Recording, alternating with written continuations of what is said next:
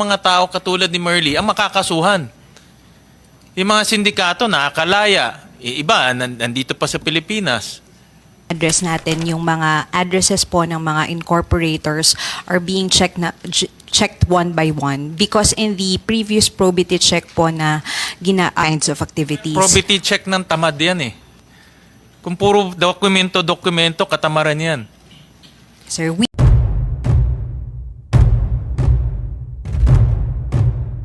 Invest sa Pogo, bakit hindi nagawa ng PAGCOR?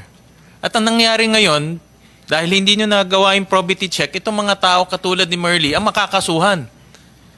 Yung mga sindikato nakakalaya, iba nandito pa sa Pilipinas. So in simple inspection na makakatulong para hindi maabala sila Merly at iba pang mga kasama niya, ba't hindi nagawa ng PAGCOR? It's in your guidelines. May probity check dito sa guidelines.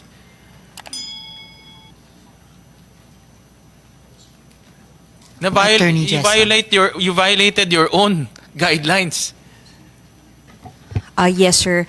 Bale, ngayon po, isa po ito sa mga ina-address natin, yung mga addresses po ng mga incorporators are being checked one by one because in the previous probity check po na ginagawa, it only includes the documentations, the documents of the corporation as well as the cases or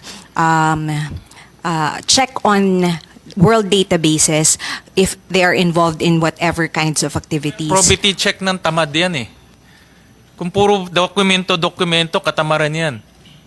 Sir, we are also talking to the third-party probity checker to include such kind of checks because Who is the third-party probity checker? Meron po kaming tatlo po na pwede po namin ibigay Bakit po.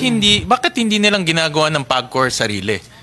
Ngayon po, ginagawa na po ng PAGCOR ng sarili. Bakit pa natin i-outsource yung probity checker? Baka malagyan pa yan, makausap. Yes po, sir. Yung probity checker, dapat i-probity check nyo rin eh. Yes, sir. Tama po kayo. Dapat po, ngayon po, ina-address na po itong problema na to. Even all of the addresses po na nakalagay sa Articles of Incorporation and declared in the personal disclosure sheets of these incorporators po, isa-isa na pong pinupuntahan para po ma-determine kung existent or kung totoo pong nakatira doon ang incorporator or kung may kakayahan po talaga yung incorporator to invest in such kind of business po. But itong pangyayari, the same yan with Lucky South 99.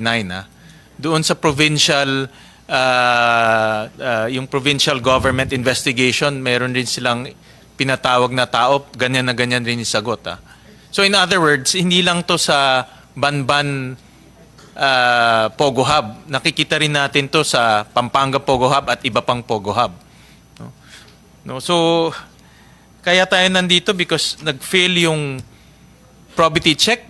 Therefore, nag-fail na rin yung regulation. Dahil hindi sana nangyari to kung napuntahan nyo isa-isa yung nagawa naman namin to in one day, to be honest about it, but hindi nyo nagawa. So that's an issue that PAGCOR needs to address ASAP.